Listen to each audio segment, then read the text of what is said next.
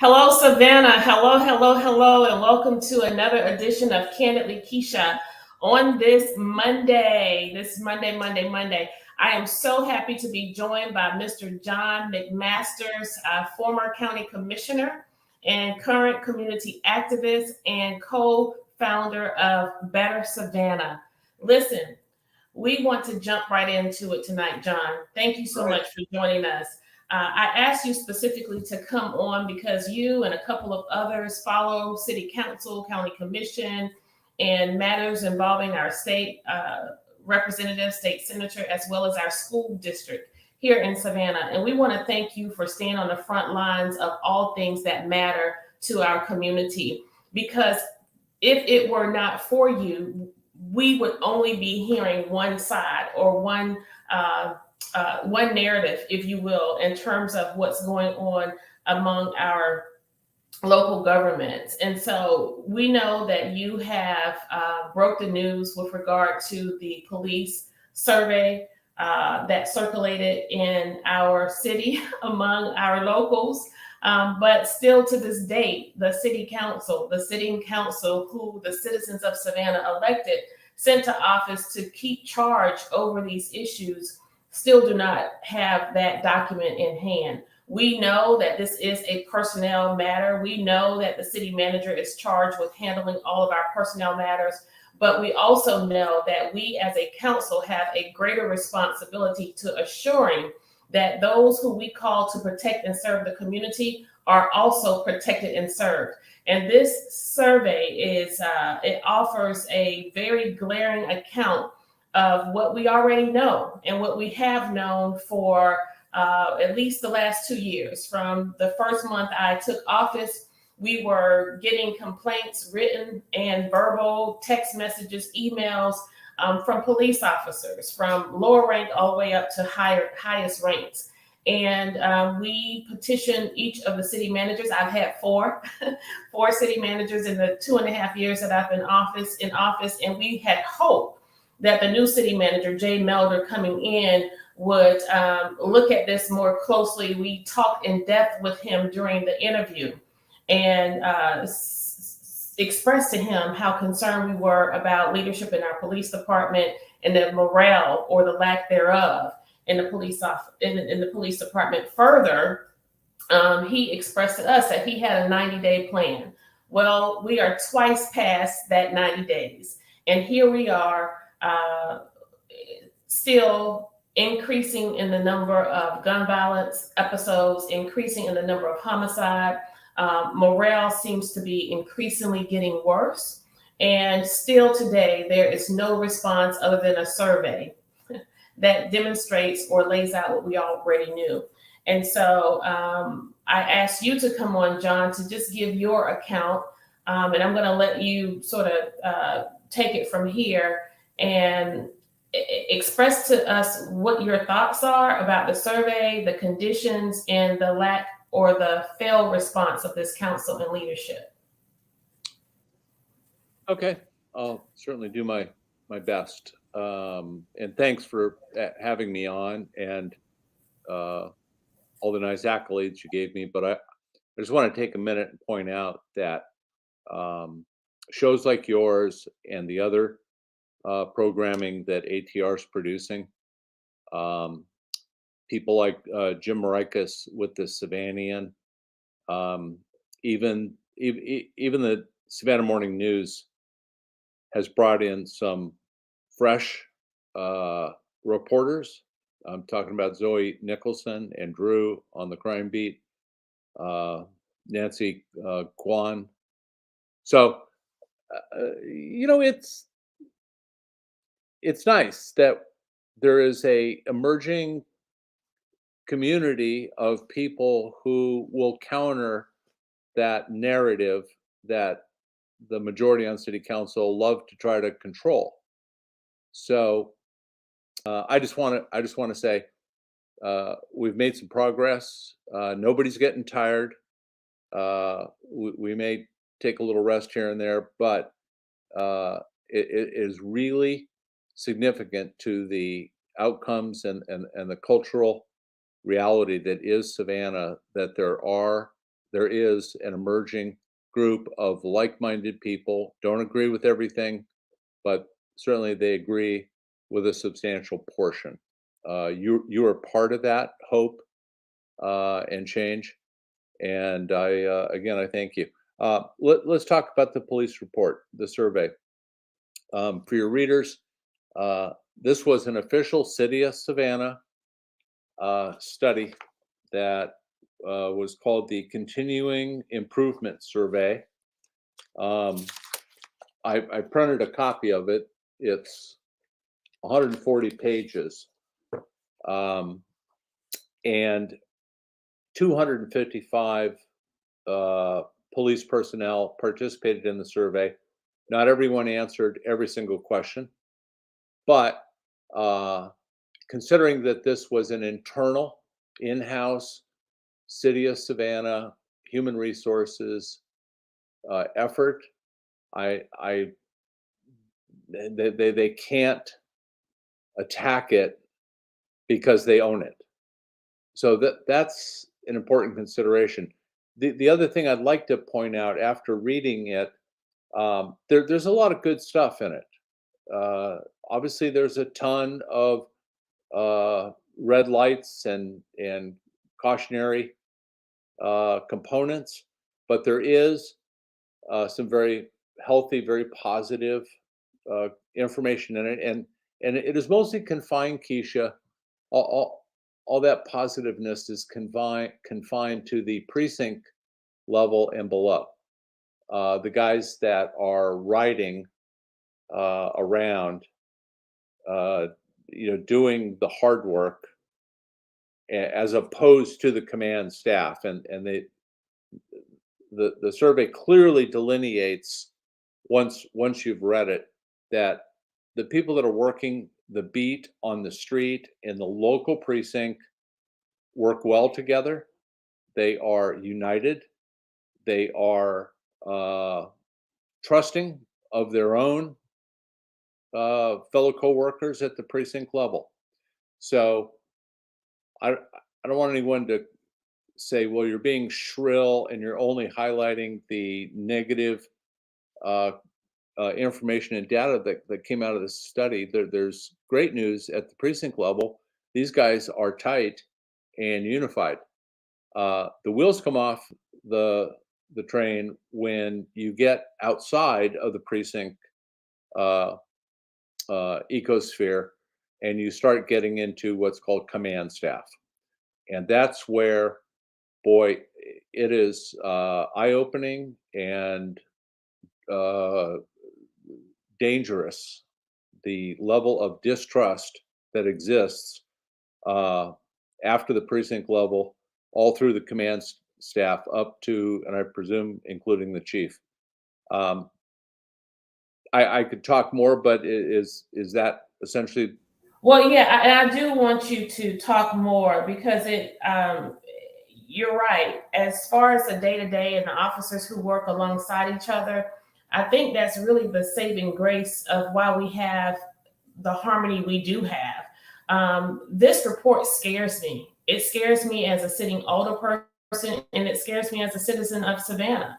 As far as I'm concerned, with the conditions of this police department, coupled by the level of crime and gun violence on the streets, we truly are facing a public health issue. And so the accounts range from toxic leadership to overworked staff to outdated technology.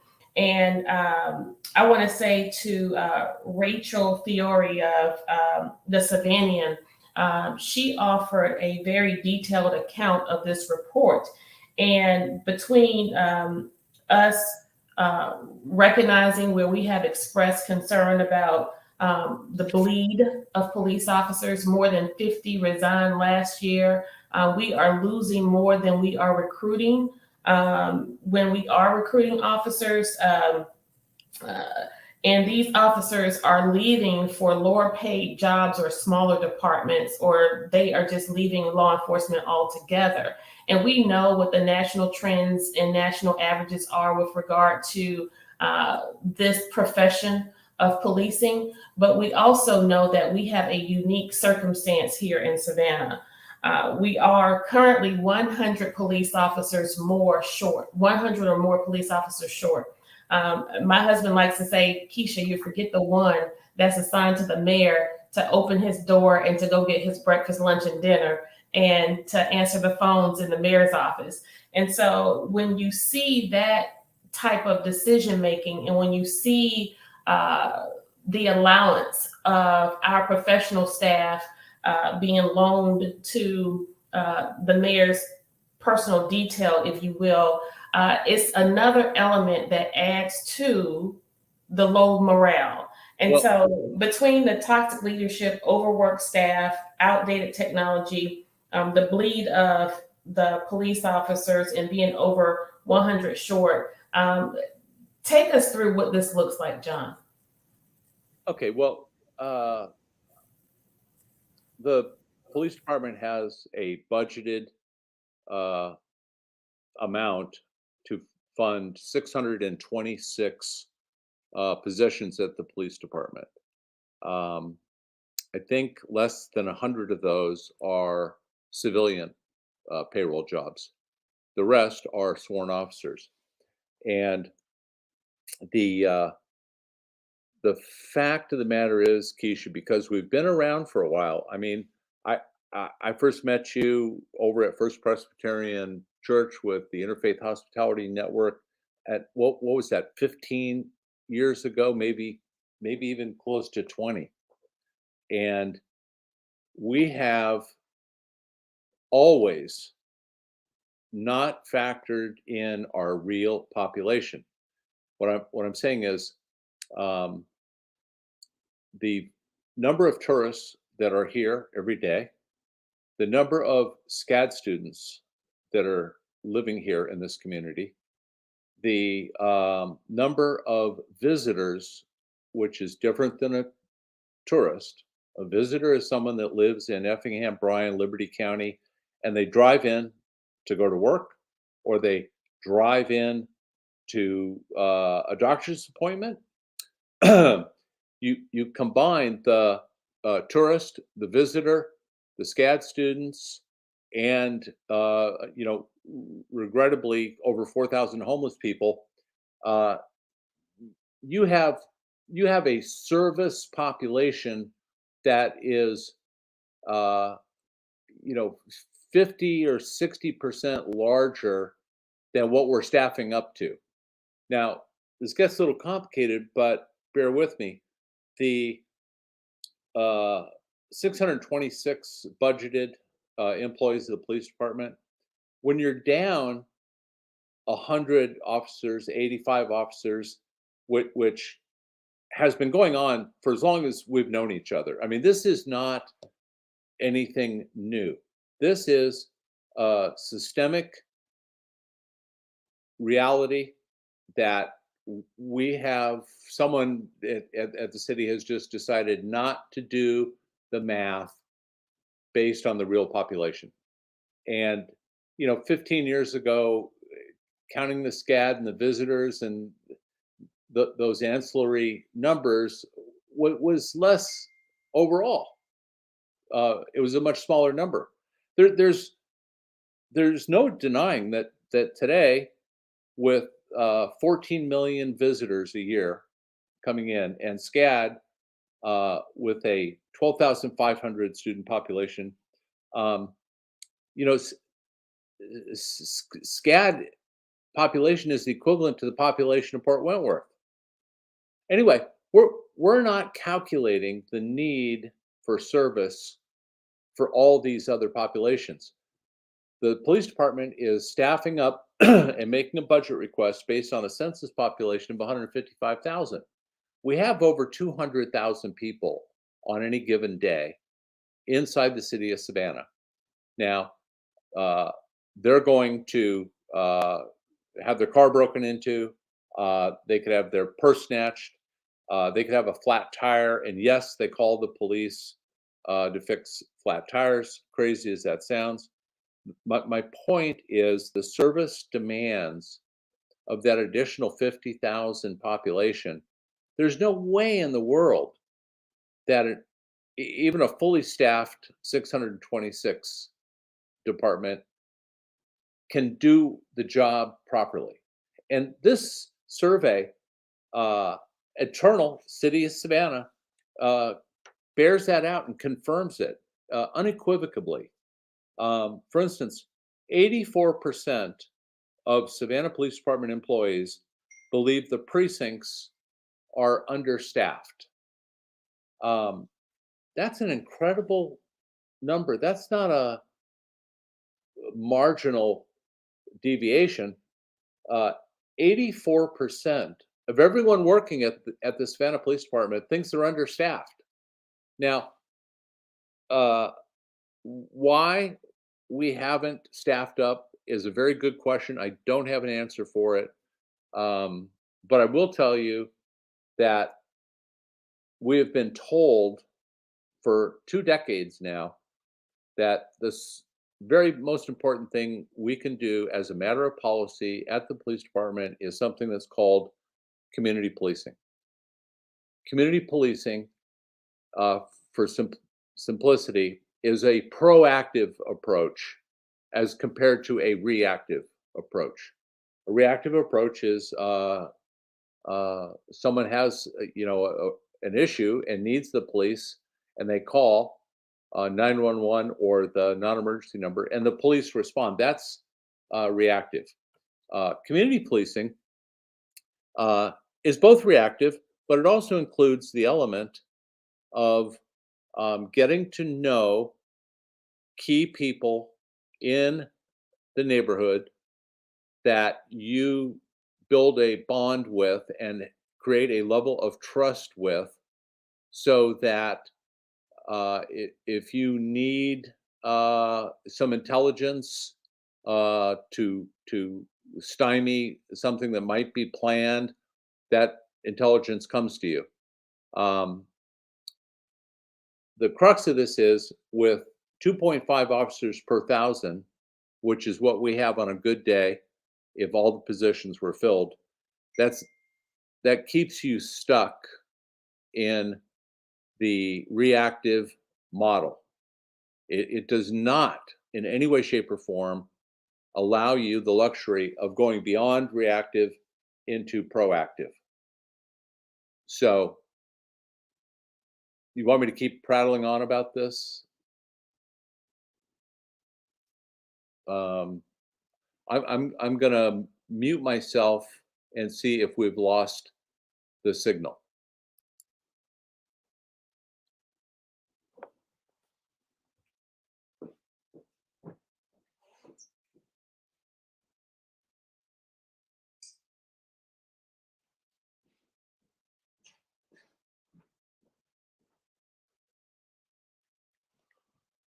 Hey, are we still on?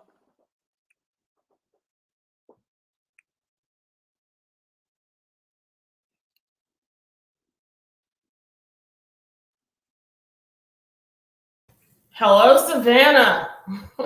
Hello, Savannah. Listen, John, the last thing I heard you say, you were talking about what we have been talking about for the longest, and that's the fact that we do not count the number of police officers we need based on the number of tourists to Savannah, the visitors, and the people and the homeless. Yeah. Right. And Yeah. so because Well, there's over 200. already that disconnect and that mix match, that puts us at even more of a deficit.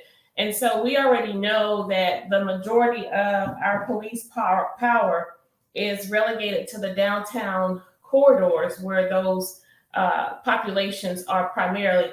And so let's fast forward to what do we do and what is the responsibility of our city council?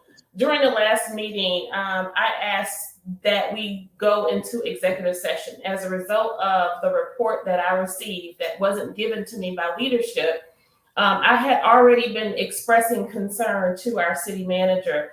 Every time we receive an alert of another death on the streets of Savannah, it's very, very alarming to me. I feel like somehow we as a community, particularly our leadership, both on the city and county level, we let the county off the hook a great deal here when it comes to these community issues. We have somehow become desensitized to the notice of African-American male losing his life on the streets of Savannah. We had an individual as our guest last week, and he was a Caucasian gentleman who basically acknowledged that there is a disconnect where this demographic is concerned. And he basically stated, until white people stand up and start talking about this as an issue and a real problem, we probably won't solve it. But I also like to think that until we start tackling crime and gun violence from a proactive approach as opposed to a reactive approach, we're not going to tackle this. And so in tackling this issue and these problems that we have with crime and gun violence and issues related to our personnel, everything, as you know, John, starts and stops with policy presentation, policy initiatives. Policies are essentially what effectuate changes in community and changes within our administration. But we as a sitting council have not to date, we have not presented or proposed any legislation that would affect our police department by way of administration, or that would affect our community and her safety. And I think that is a colossal fail. Someone sent me Adam Van Brimmer's account of him acknowledging that the mayor's take on this probably was not the most sound in judgment, but he failed to acknowledge those of us on council who have been aggressively advocating from day one. Within our first quarter of elected office on this council. Well, you're expecting too much, Kesha. Well, by March of 2020, we had already eclipsed the number of homicide from the previous year. And we were logging record numbers of deaths on the streets of Savannah in March of 2020 and February of 2020. And I said at that time during the council workshop, it's recorded, and it's archived. You can go back and listen to it. I asked the police chief at that time, what was it that we needed to do by way of whether it's financial resources, personnel, programming, activities. What is it that this council could do to give you the tools necessary to turn the tide where this crime was concerned? Well, don't misunderstand me. I didn't say that you weren't accurate. I just said your expectations were a little too large. You're absolutely correct. But no, in terms of how it was received, right? Yeah, I mean, voters sent in a group to council. I mean, everybody knows this by now, Kesha. Voters wanted change, and they didn't want just a little tweaking here and there. They really wanted a fresh, new, call it progressive, call it what you want, group of leaders to fix a lot of the systemic problems that had gone on, for the Deloach administration, the Edna Jackson administration, and back to Otis's. Anyway, that got kittywampus and sabotaged by defections over to the status quo. So what the voters had manifest in their voting dissolved, and it left just 3 of you now on the right side of what the voters asked for in 2019. You're blocked by a lot of chicanery with rules package changes and power plays and a totally autocratic mayor. I mean, the mayor doesn't even let his own people have a voice. I mean, Dietrich really doesn't have a voice. Linda doesn't have a voice. Nick probably has the most attention, and Curtis is a distant third. So we'll have another shot at this. And to be back at the base of this, you were absolutely correct from the beginning about talking to the city manager and saying, what do you need to get crime under control? Now, you and I both know, and I'm going to filibuster for a minute here, the bigger tool, but heavier tool in our toolbox is trying to reduce poverty. Right. Instead of trying to police our way to lower crime stats, there's another way to go. But it's a very hard, I mean, it's hard enough keeping a full staff of police officers. It's even harder to get the bureaucrats under the Gold Dome to understand that they're not really calculating service population correctly. Mm-hmm. But Van Brimmer did say, and this is, you got to take the little wins here. He said today that the staffing levels at the Savannah Police Department are atrociously, that's a big word, atrociously low, and a problem. So, but you know what, John, I'm a hard driver, and I don't mince words. I call things as they are. And so in as much as I can give a nod to Van Brimmer's piece, I still think that he is providing cover as opposed to coverage. And it is in large part the responsibility of our local media affiliates, both print and television, for where we are today. Had they not been so laser focused on the sensationalism of perceived interpersonal issues, from ethics complaints to there are distractions. But they are distractions that sold papers and broaden the airways.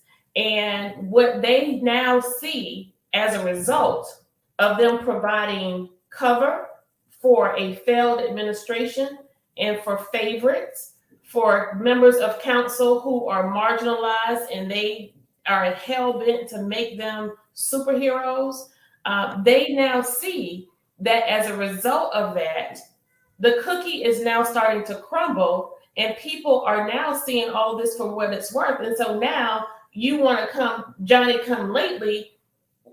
As I stated, John, the headline from last Saturday or Sunday for Savannah Morning News, I was told, was that crime is up. Newsflash, crime has always been up. Crime is like way up. Who told you crime was never down? Well, I have to agree with you, and I can't. I guess it's a question of perspective, and I get your perspective.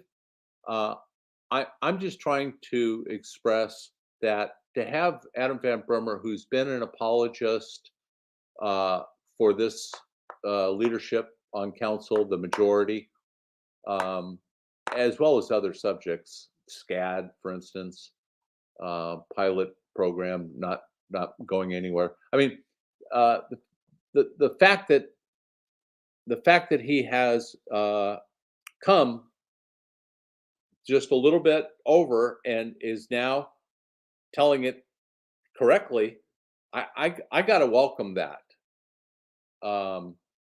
It's easier. Ivan's absolutely right. It's much easier for the newspaper and the TV stations to report about bad stuff, emotional stuff, stuff that they think will maintain their viewership. But listen, that's where ATR, the Savannian, the Current, other sources are now emerging to tell what we're not getting. The story that we're not getting from mainstream media is now got a toehold or a purchase in the consciousness of the community, and it's growing every day. So, we've it ain't perfect. It shouldn't have happened, and I really think that the telltale will be the next election and how much further our growth continues. You can see that people are just up in arms over this SCAD 17 story apartment dormitory. The community is waking up on that front. The mainstream media, at least in the Savannah Morning News, Zoe Nicholson's 3-part series on SCAD. I mean, we wouldn't have seen that 2 years ago or 12 years ago or 15 years ago. So it's just a shame that what we got from the last election was a managed teleprompter style spin mechanism. It's like the White House briefing room. The mayor gets on camera more often than any other mayor, and I've been here 30 years, and I don't see a voice or any bandwidth for Dietrich or Linda or Curtis. It's all pasteurized, and they just follow the mayor's lead. I would hope that many of the people that have voted for them are disappointed that they voted and expected one thing and they got something totally different. Sure, they've done some good things here and there, but overall is the context I'm trying to express this. They realize it's obvious that this is Van's council. The mayor is autocratic and suppresses access to the agenda, access to the media, sending city staff to your or Alicia's town hall meetings. I mean, I think it's obvious, and it's not a healthy thing. It's not what voters voted for. So there has to be some rebalancing. Right. Not just rhetoric. I mean, the rhetoric, if you were to gauge this council based on rhetoric and spin. They're, you know, they've got a perfect record. When you look at where are we on term limits, which most everyone campaigned and promised? Nowhere. Where are we on impact fees on new development to stop residents from having to absorb the costs of growth? Nowhere. Okay. Where are we on pilot fees with the Savannah College of Art and Design? You know, who really have a tax bill of $36 million a year, and they don't pay any of it. Yet their population, their student population, is as large as Port Wentworth, half the size of Pooler. Where are we on trying to create a better, more balanced relationship with the Port of Savannah, the GPA? Nowhere. So on one hand, you have the consummate rhetoric and you know, spin management, narrative management that Van is so good at, and then when you go to the reality, it's not there.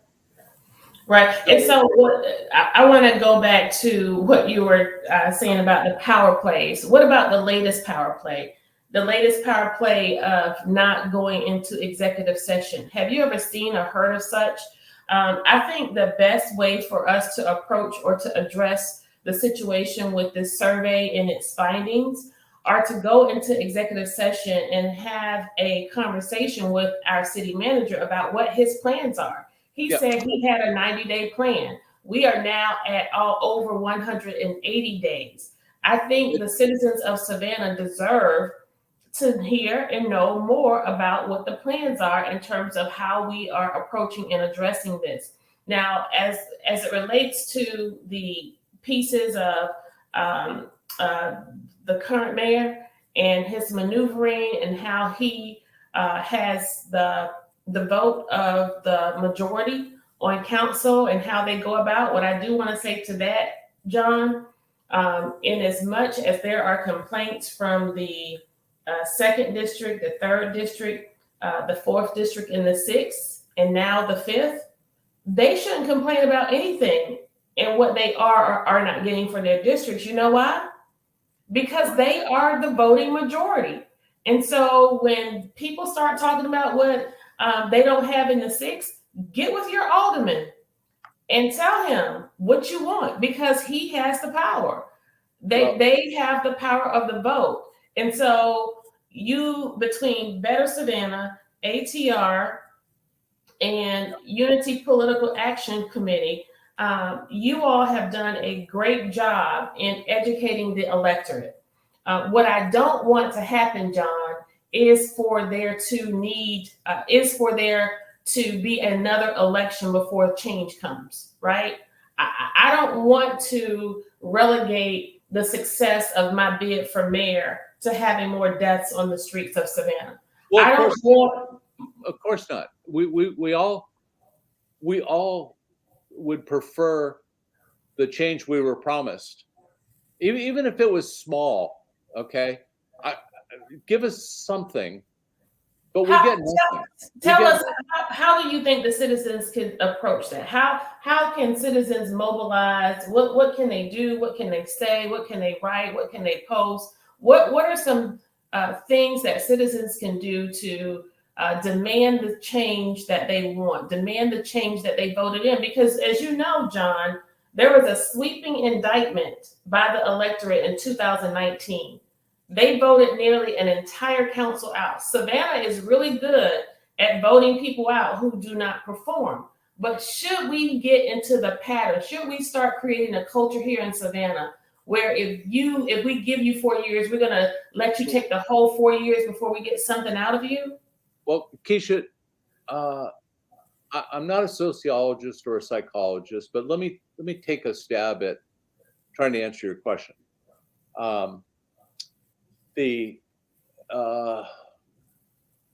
shiny object phenomenon of constant press conferences, weekly briefings, Friday night date night, which is really just a It's a play on the emotion of single women. It's really sad. It's really sad.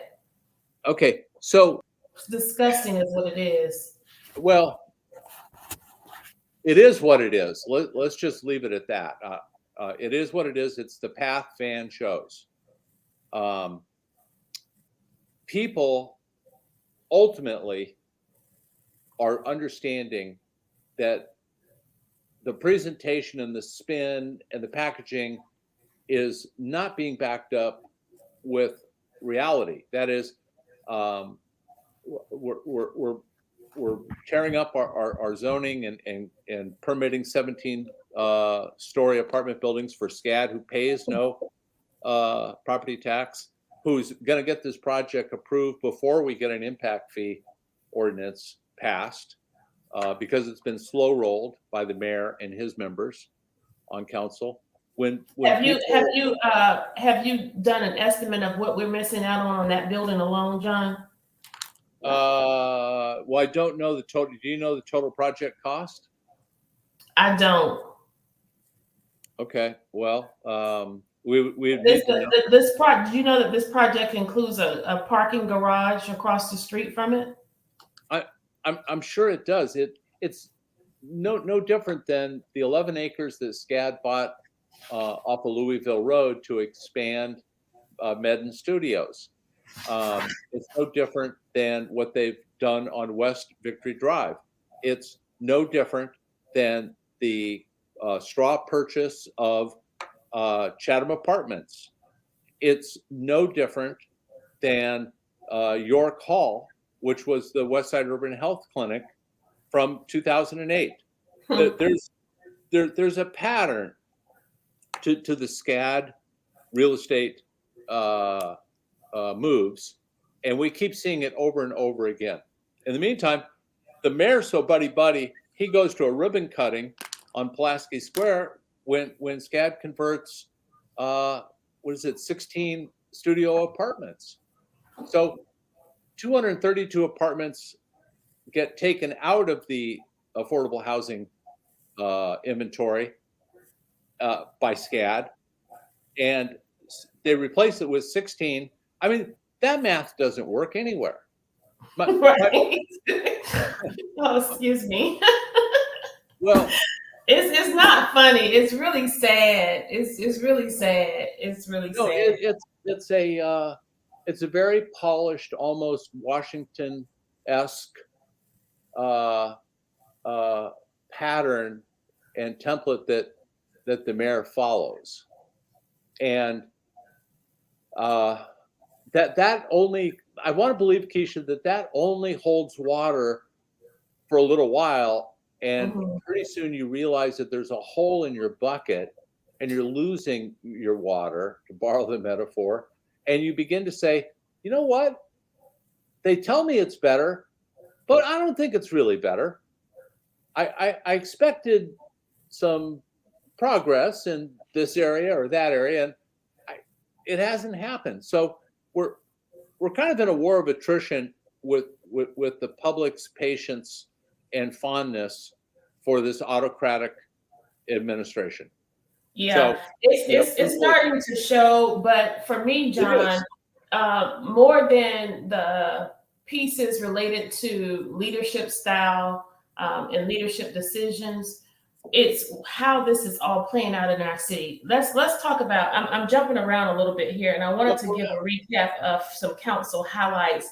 I don't have the opportunity to bend your ear or have you on very often, so forgive me for taking advantage of you.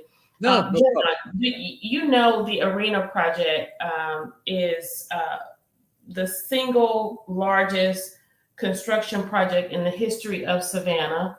Only second now to what the governor is doing over across the water at the Trade Center. I was coming on council. I had a problem with that project, right? For me, it was a hope and a wish, this whole idea or notion of that being an economic driver for Carver Village, Cloverdale. Now we know what it is. Now we know what it is. It's an anchor that is attached to the taxpayers of the city of Savannah, Right. that now that we've made this gargantuan $165 million. 169. And Okay. right now, I could not get a straight answer from the city manager as to where we are. Like, have we expended all those resources? Are we now using other dollars for this project? John, biggest for me is the parking situation. You and I have not talked about a lot of what's going on or what's come to my attention as of late. But do you know that we were able to negotiate down in the Deloach administration? There was a 10-year contractual agreement with the owners of the property. They say Chatham Steel doesn't own it, but the Chatham Steel family or some very lucky, wealthy person owns that property. So it's now a 5-year contract, right?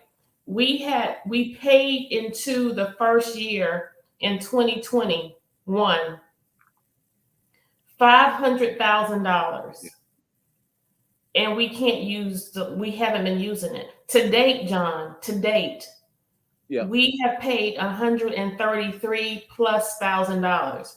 So that's nearly $700,000 we have put in the pockets of this property owner, free and clear, per this contract, and we're not parking there. I want you to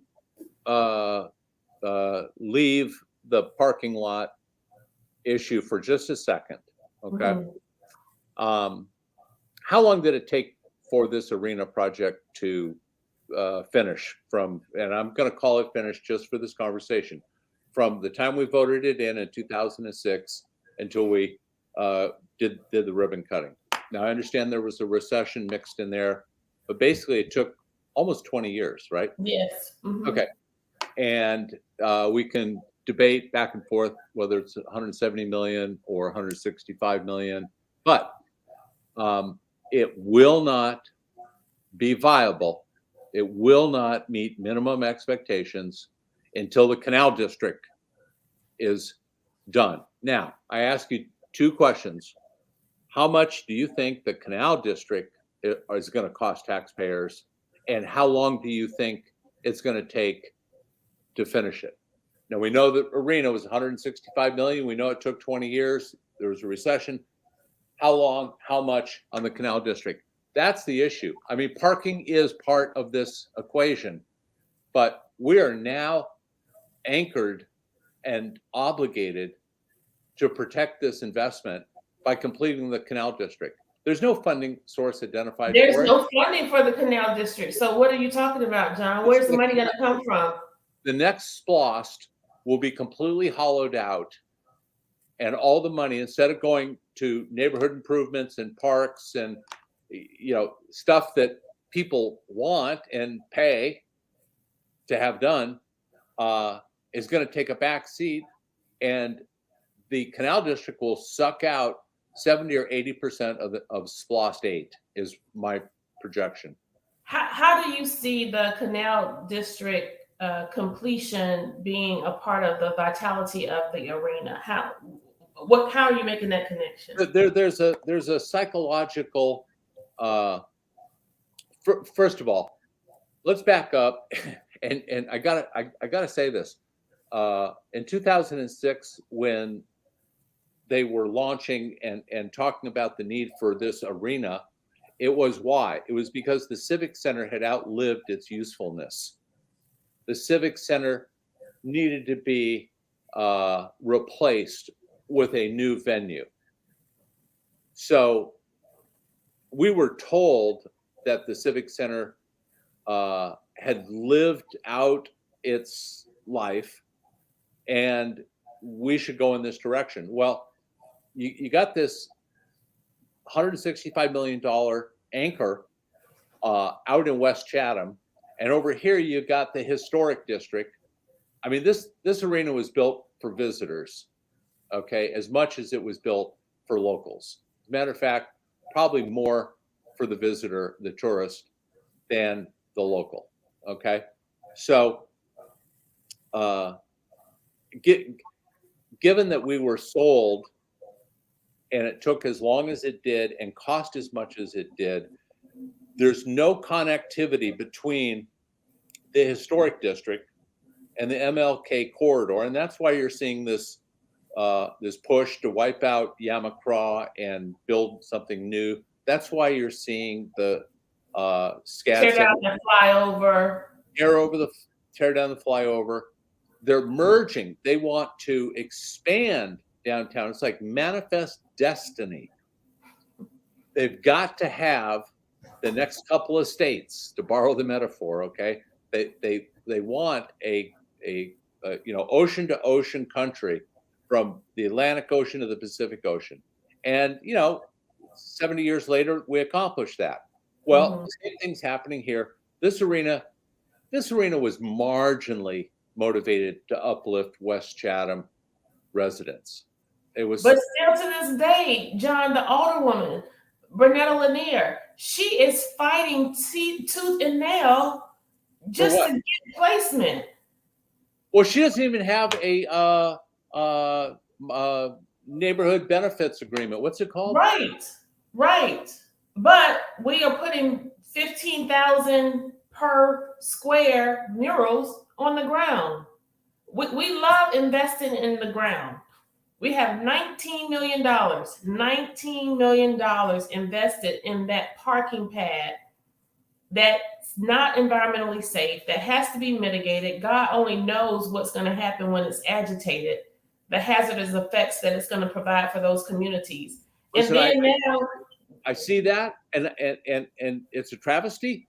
But what about the other 150 to $200 million that's going to be required to complete manifest destiny here? I mean, people did not vote in a continuous sucking and hollowing out of SPLOST to support legacy contractors in the tourism industry. Well, why do you think that the Canal District was not on the list for the hotel motel tax? Why wasn't the Canal District? I mean, that would have been a better. Well, there's not enough money in the hotel motel tax cut to do the Canal District, Kesha. Well, a portion of it. Well, I know, but they'd rather 65 million. There's enough for a complete facelift for River Street. So that was their goal. Now, if they get too much pressure and feel the heat about sucking out 2/3 of the next SPLOST, the city will probably turn to bonds and issue general obligation bonds to build it out and just charge the project on the city credit card. Well, I want to say this, John, with regard to growth, development, and tourism, I'm not anti-growth. I'm not anti-business. I'm not anti-tourism. But what I am is failing to put communities first. How is it that we can continuously invest in brick and mortar and dirt and grass and not invest in the communities that are most adversely impacted? The quality of life. You know that. We have never put our neighborhoods and our community first. But we promised that we will. This council promised that we were going to do it, John, and we have not done it.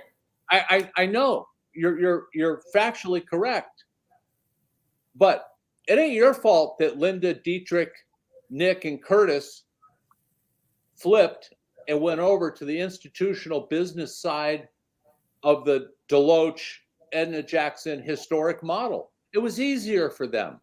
They didn't have to get in the way. They didn't have to get bloodied. They didn't have to fight. It was just easier to follow this charismatic, autocratic leader.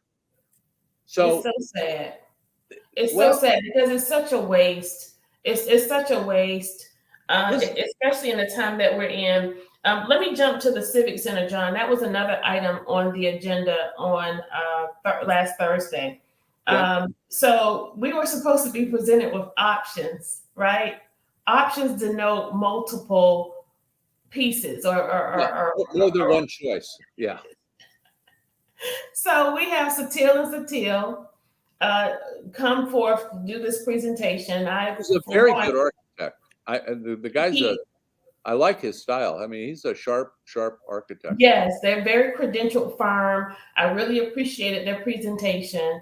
I thought it was interesting that the selection of him to sort of shepherd us with this project or the presentation of it anyway came from Michael Brown, so that concerns me. Not so much his talent, his skill, and the value that they will bring, but anything that Michael Brown or Pat Monahan had their hands on, or anyone, I question seriously, because they, in large part, are the reason why the city is in the shape that she's in, and it will probably take decades to dig her way out. And so the mayor, Van Johnson, was adamant that we keep the Johnny Mercer Theater and do away with the MLK Arena. And so it's just the continuation of the theme. You know, we host St. Patrick's Day, but we cancel MLK Day. I don't know. I think this dude is having an identity crisis of some sorts. Nonetheless, we know that the city of Savannah unloaded in the last administration. Our real estate division unloaded a great deal of property, Right. because it was their thought that getting it off of the books, and why unloading valuable historic property was a good idea, I would never imagine. But it was interesting to hear the city manager, I don't know if you heard Jay Melder say, it is far better to own property than to lease it. No, absolutely. I almost fell out of my seat when he said that. Well, Eddie and his council were like burning the family furniture to heat the house, right? It makes me sick to even think about it. It makes me nauseous. Well, Melder's got that right. Far better to hold on to your assets and manage them and keep up with the maintenance. They're long-term investments, and it's the people own those properties, not any given city council. So, what, you got a question for me about the? Yeah, so I'm just interested to know. You've been not following just this council, but you follow local government for decades now. There is a unique connection between what happens with the Civic Center and the erection of that arena. There is some maneuvering going on, or some deals that happen where one was predicated on the other. And a lot of people think that the arena was supposed to replace the Civic Center. But what I have been saying from day one is the function of the Johnny Mercer Theater does not happen at the arena. The function of what happens in the MLK Arena still today, smaller shows and events are being booked there. It cannot happen at the arena. And so why have we conditioned the community to think that this arena is now the answer to everything that Savannah needs by way of her special programming, events and occasions and celebrations? The average family will not be able to afford to rent anything in the arena. Listen, the Johnny Mercer Theater is a nostalgic venue that has a special attachment in a lot of locals' hearts, because that's where they went as a kid. That's where they saw their first concert. That's where they had a great memory. It's political dynamite for the mayor to not save the Johnny Mercer. And I don't think he has the political will to thwart that many locals and their nostalgic attachment to the Johnny Mercer Theater. So what was you thinking when they desecrated the Weeping Time land? It wasn't dynamite, maybe just firecrackers? Maybe just firecrackers? They won't even you can't make this stuff up, John. They won't even speak the word Weeping Time. It's over and done. What about the MLK Arena? He basically just glossed over. We have to save the Johnny Mercer Theater. Yeah, well, what about the MLK Arena? Let's have a conversation at least. And so the one thing that I asked was that we push pause, because, sirs, you've really only given us one real option here. So why can't we push pause and have some community engagement around this issue? Let's have the citizens of Savannah. Let's hear from these people you speak of, John, who still have nostalgic feelings about the arena. right? Well, What's the problem with slowing the process? We slow roll everything else. well, whether you try to fast track it or not, it's going to only slow roll because that's what they do. Um, Take a look at the Cultural Arts Center. Okay. This is Um, Shrine. You mean the Cultural Arts Shrine? yeah, $26 million. No way. Yes, That building did not cost $26 million. Kesha, Google it. Yeah, a Pat Shea project, and Paul Hansen won the scoring and was awarded the project in the RFP process. And Pat was so outraged. His wife managed Edna's campaign. So, she also manages the current mayor's campaign or finance chair or somebody, well, something. if you go back and read the media reporting on it, Edna got the votes on council to go back to the bidding process and revisit it and rescore. And when it got rescored, guess who got the job now? It wasn't Paul Hansen. Well, guess what? Guess what, John? The same thing happened with the fairgrounds. The same thing happened with the fairgrounds. What's his name? If you're saying we're surrounded by special interest projects that benefit legacy contractors while we ignore neighborhoods, you'll get no argument from me. Listen, the Pelote Corporation won the scoring for the fairgrounds. Pelote Corporation. But somebody pissed and moaned. Michael Brown had a fit and he lied to the media and said he was resigning because I cursed him, which did never happen. And so he leaves because he gets into this little tisk with Van about the fairgrounds and who's going to manage it or who's going to be the contractor for it. And so they do all these charrettes, put it back out to bid. We receive the bids from the developers, and guess who rises to the top? Patrick Shea and Company, and some of Dr. Stella Shabazz's friends and family members. It's insane. It's like the same play out of the same playbook over and over again. And it's really, really painful to watch. It's really, really painful to watch.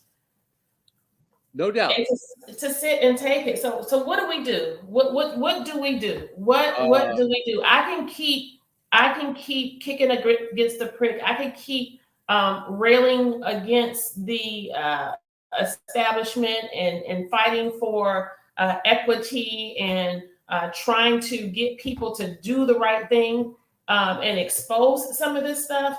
But John, it gets pretty exhausting. Look, this is a really great question. I'm glad you asked it. Okay. The very most important thing, bar none, that we have to have in the next round of city elections in 2023 is better candidates. Okay. We have to have smart, unbought, compassionate people who will not fold like a cheap tent, like 4 members of this council did. Okay. The go along to get along phenomenon, I think, is cured. I don't get it, John. It's not that hard. It's not that hard. I mean, I've had people, present things to me in one way or the other, and I often say jokingly, but it is true, I'm the only person on city council outside of this $25,000 annual stipend who doesn't have a job. I don't have a regular income. I don't have a pension. I'm not retired from anything. If anyone should have buckled and folded by now, it should have been me. What we also need is we need people who are coming into office who are essentially not broke. People who don't have resources, who are not self-led, people who have low self-esteem. This job is not for the faint of heart. No, you have to be a crusader. You got to be part crusader, part rebel, part priest. You just can't take the average person and get the sort of candidate that we need to stand up against decades, centuries of entrenched cronyism that It's favors the business community over the yeah, citizenry. It yeah. is the history of this town. And But it doesn't seem that difficult. You know, John, after spending 25 years on the front lines of the worst hurt that citizens of this city experience, from nutrition insecurity to gang and gun violence among youth, to victims of rape and sexual assault, to domestic violence, to homelessness and hunger in this town. I could not be a part of that level of need, lack, despair, and hurt, and then come to this table, take this seat, and then turn my back. well, no one expected you to change who you are. You brought to the job who you are, and it just wasn't popular. That's why you got ethics charges and problems and friction and shenanigans, moving your seat around. I mean, they're not ready for you, Kesha.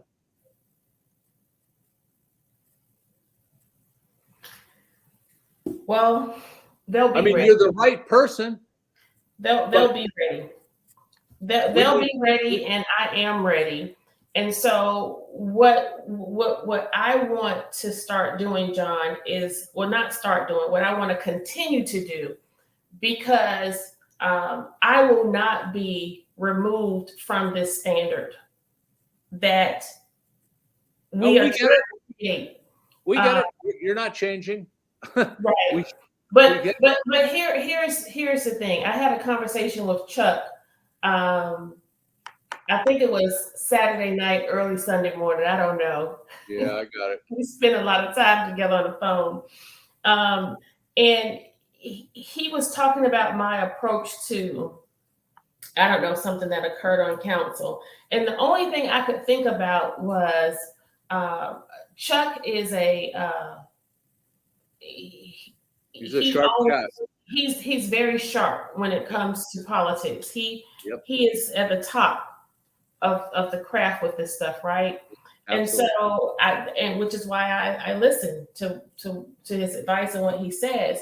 But as I listen to one of his comments, and I can't remember what it was I was saying or did on council, but it was something that I had an issue with in terms of a purchasing item for a legacy contractor on our to deliver agendas. I heard about it. Right. Yeah. And so and Chuck said, Kesha, you can't chase everything down and make it right. And then somebody else said to me, well, it's a Black man finally getting something within the city government, so let him have it. Yeah. I'm not perfect. I'm not a saint by any stretch. I'm not a devil either. But what's right is right, and what's wrong is wrong when it comes to the people and their needs. When it comes to the coffers of the city of Savannah, when you sign up for this watch, it should be to do the right thing. And so what I want to say to that, John, is I want to remind you all that we did not come to play the game.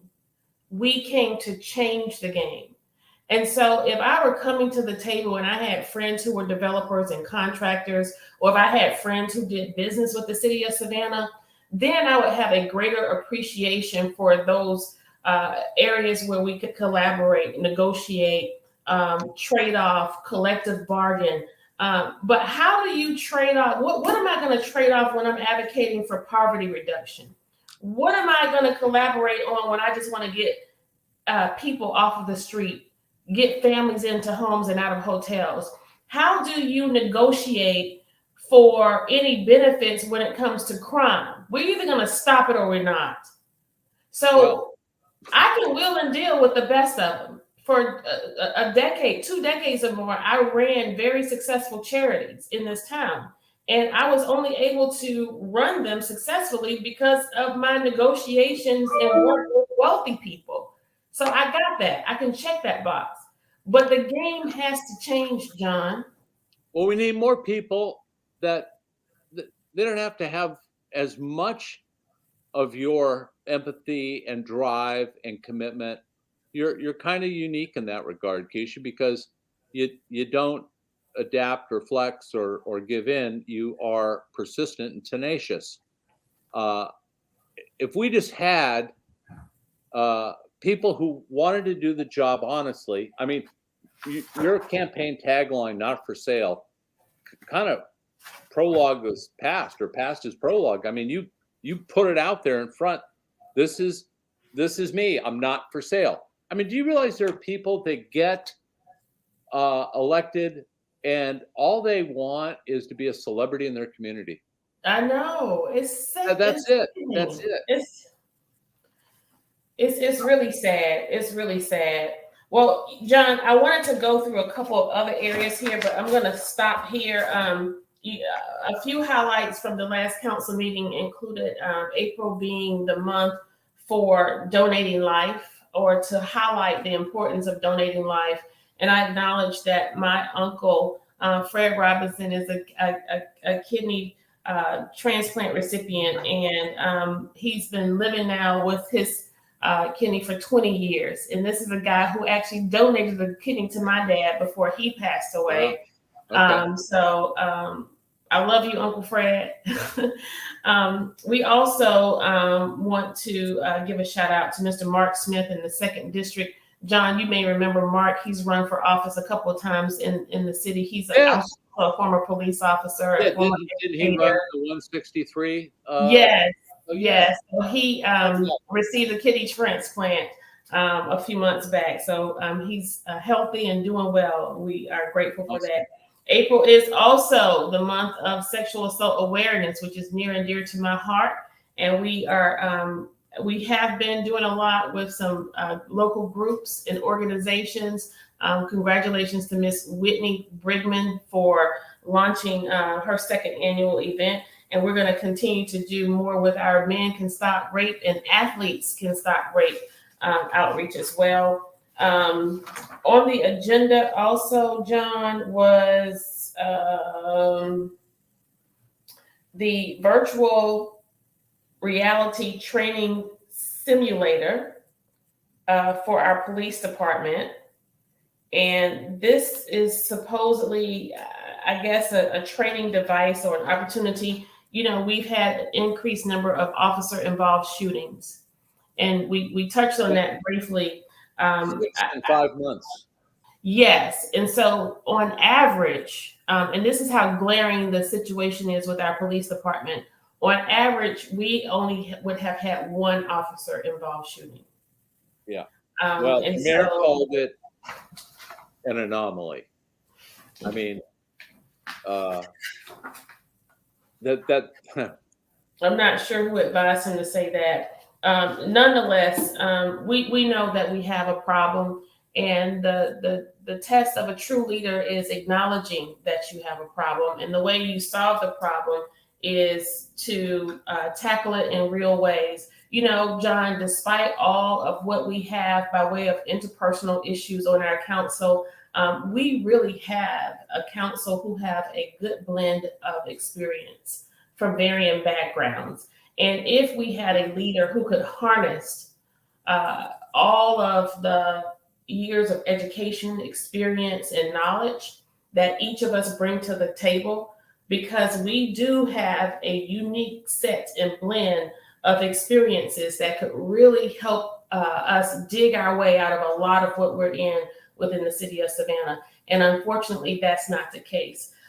So until we can get there, what I would like to do is encourage citizens to continue to mobilize, engage your city council via email, come to the city council meetings, tune in on Facebook, YouTube, or on the city government channel, if you will. Pay attention to what's going on. Again, John, I don't want us to have to wait until the next election for a change to come. I want these citizens to mobilize and make a demand of this council.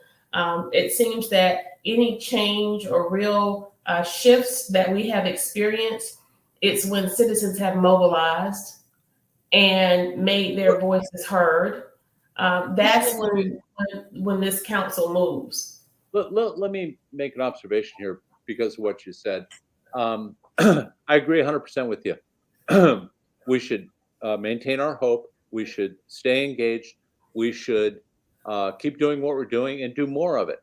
However, what's happening now in reality is the things that we projected, the problems we identified in your campaign, in the campaign 4 years before, and even going back 4 years after that, whether it was SCAD runaway growth, whether it was too many tourists, whether it was too many STVRs, whether it was police understaffing. The reality now is affirming that we were correct. We have patiently held our positions and done our best work. I haven't been so patient. And now things in the community are confirming Yes, in real time to people, and they're making that connection every day, Kesha. They're realizing that the spin and the rhetoric is zero, nutrition in it. It's empty carbs. It's not the real deal. And and those it's really sad. It's so bad and so dire for the general public to go, oh yeah, those guys, Kesha was right about that. Better Savannah was right about that. Port Wentworth isn't imploding. They're running along smoothly. It really wasn't the crisis that we were informed it was. So, I'm just grateful that I'm sad these things are happening, whether it's shootings, whether it's violence, whether it's mismanagement of ARPA money. I mean, these things all accumulate and they belie the rhetoric. So the rhetoric is getting counterbalanced organically by events on the ground. Weeping Time, Arena. And John, and that's why I tell you, I drive hard. I'm not letting the media off the hook until they do a full turnaround on this. They have to be as intent as they were in covering and uncovering this foolishness, because all it did was, in particular me, it hurt my reputation tremendously. But bless God, most people are educated and they do not need a talking head on the news to tell them what real life is. They can feel it and they can see it. And so unless and until they get it right, you can't come half-cocked, Adam Van Brimmer. If you're going to tell the story, you tell the whole story, because you sat there in that city council meeting and you listened to my petition and my appeal and me advocate. And so what they ought to do is have integrity and balance in their reporting and in journalism. Don't just tell one side, and stop grouping the council together. Alicia Miller Blakely, Bernetta Bryant Lanier, and myself, we were the three dissenters when it came to going into not going into executive session. We wanted to go into executive session, I should say, to discuss this scathing report. He didn't say that. Yeah. Well, you just said this council has failed to respond. Don't do that. Let me paraphrase that for you. And really what's happening is current events are bringing you vindication every single day now. So if you expect Adam Van Brimmer to ever burp that up, it isn't going to happen.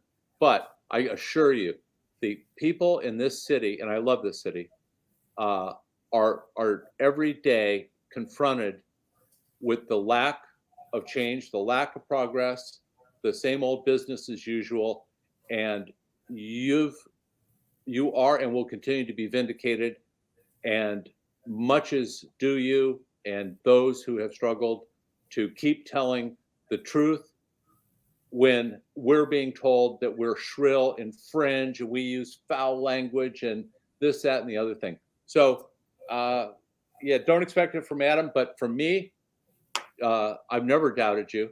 And now I can see the public is vindicating you. Well, John, as a wise woman, I'm going to let that be the last words of Kandily Kesha for this Monday's edition. Thank you so much, Savannah. Thank you, John. Tune in to Better Savannah on this Wednesday. Thursday at 7:30, we have Todd Rhodes, the school board president candidate, live, and Chuck and Sid Chapman will be interviewing him. So tune in for that. Thanks for the plug. Awesome. And that's this Thursday, Better Savannah on Facebook Live. And the time again, John? 7:30. 7:30. Listen, yes. Thank you, Savannah. Thank you, John McMasters. We appreciate you. Thank you, ATR, for hosting tonight. We appreciate you as well. I love you, Savannah. Good night. See you soon.